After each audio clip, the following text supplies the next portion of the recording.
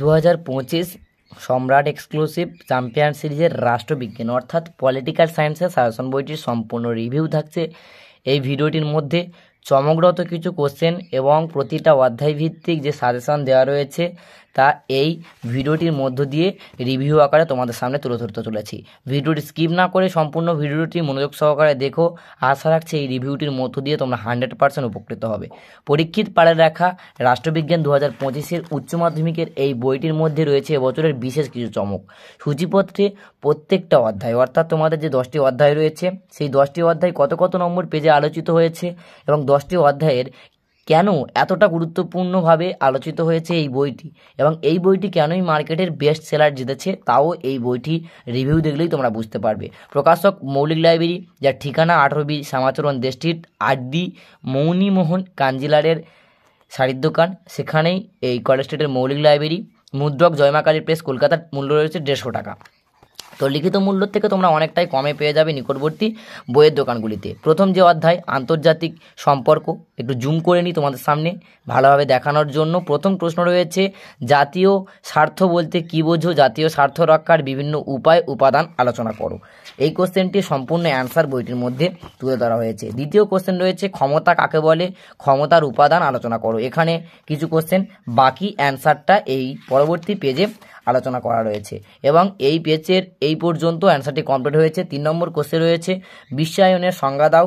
বিশ্বায়ন বিভিন্ন রূপ বা প্রকৃতির দিকে আলোচনা করো। তার পরবর্তী 5-এর দাগে এর 5 নম্বর পেজ পর্যন্ত 3-এর দাগের এই কোশ্চেনের অ্যান্সারটি সম্পূর্ণ হয়েছে। 4-এর দাগে রয়েছে বিশ্বায়নের প্রভাব বা ফলাফল আলোচনা করো।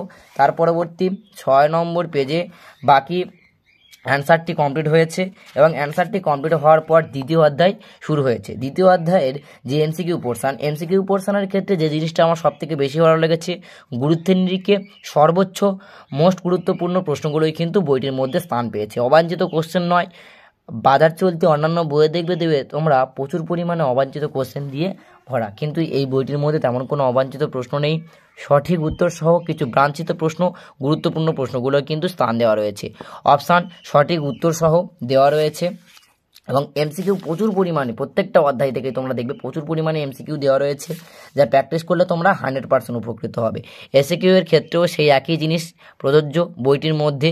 তো এসএকিউ এর ক্ষেত্রে তোমরা দেখবে কোশ্চেন তার সঠিক উত্তরটি একেবারে টু দ্য পয়েন্ট ভাবেই লেখা রয়েছে, কোনো অবাঞ্ছিত প্রশ্ন নয়। গুরুত্বের নিরিখে ভালো ভালো কিছু প্রশ্নকেই কিন্তু শুধুমাত্র বইটির মধ্যে স্থান দেওয়া রয়েছে। এসিকিউগুলোও কিন্তু পরীক্ষার্থীদের জন্য অত্যন্ত গুরুত্বপূর্ণ। তো তোমরা যারা এই রাষ্ট্রবিজ্ঞান বইটির অধ্যায়ভিত্তিক রিভিউ চাইছিলে, তোমাদের জন্য এই রিভিউটি পোস্ট করলাম। এই রিভিউটি দেখো, উপকৃত হলে অতি অবশ্যই তোমরা কোন অধ্যায়ভিত্তিক রিভিউ চাইছো আমাকে একটু প্লিজ কমেন্ট করে জানিও। অতি অবশ্যই আমি সেই অধ্যায়টির অধ্যায়ভিত্তিক রিভিউ নিয়ে আসার চেষ্টা করব। 4র্থ অধ্যায় থেকে এমসিকিউ দেওয়া রয়েছে এবং কোন এমসিকিউটি কত সালের পরীক্ষায় এসে গেছে সেগুলোও কিছু কিছু ক্ষেত্রে লেখা রয়েছে। এমসিকিউ এর ক্ষেত্রে সঠিক প্রশ্ন তার সঠিক অপশান দেওয়া রয়েছে, এসিকিউ এর ক্ষেত্রে একেবারে টু দ্য পয়েন্ট অ্যান্সার দেওয়া রয়েছে।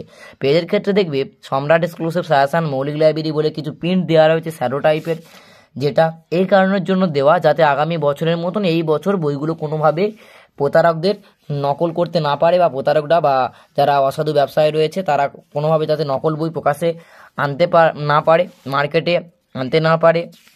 আগামী বছর বই অনেক নকল হয়ে গিয়েছিল, যার ফলে অনেক ছাত্রছাত্রী উপকৃত হয়নি এবং অনেক ছাত্রছাত্রী ভুয়ো অর্থাৎ বেছাপা বই হাতে পেয়েছিল। তোমাদের কয়েকটি প্রধান রাজনৈতিক মতাদর্শ এই অধ্যায় থেকে লং কোশ্চেন রয়েছে। উদারনীতির সংজ্ঞা দাও। উদারনীতির মূল বৈশিষ্ট্য আলোচনা করো, যার সঠিক উত্তর দেওয়া রয়েছে একেবারে পয়েন্ট ভিত্তিক। এবং রয়েছে মার্ক্সবাদের মূল নীতি সূত্র আলোচনা করো, যার সঠিক উত্তরটা একেবারে অপশান সহ দেওয়া রয়েছে।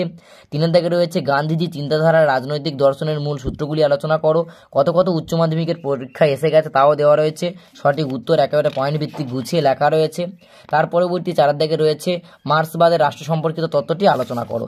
এইভাবে 6ষ্ঠ অধ্যায়ের এমসিকিউ পোর্শন এবং এমসিকিউ পোর্শনটি কমপ্লিট হওয়ার পর সম্পূর্ণ এসিকিউ ভাগটি এবং এসিকিউ ভাগটি কমপ্লিট হওয়ার পর 8 নম্বরের কোশ্চেন শুরু হয়েছে তোমাদের সরকারি বিভিন্ন বিভাগ এই অধ্যায়টি থেকে। 8 নম্বর মানের কোশ্চেন জন্য এখানে রয়েছে ক্ষমতা খতনীকরণ নীতির পক্ষে বিপক্ষে যুক্তি দাও। উচ্চ মাধ্যমিক কত কত সালে এসেছিল তা লেখা রয়েছে।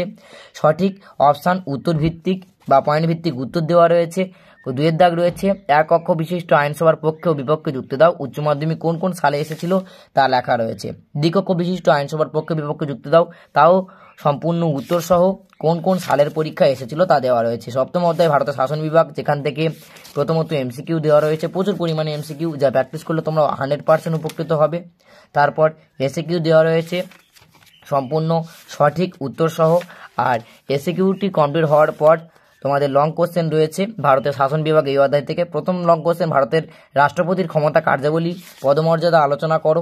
তার পরবর্তী যে কোশ্চেনটি সম্পূর্ণ প্রথম প্রশ্নটির উত্তর সম্পূর্ণ হওয়ার পর রয়েছে ভারতের কোন অঙ্গরাজ্যের মুখ্যমন্ত্রীর ক্ষমতা, কার্যাবলী, পদমর্যাদা আলোচনা করো। ভারতের উপরাষ্ট্রপতি সম্পর্কে একটি টিকা লেখো।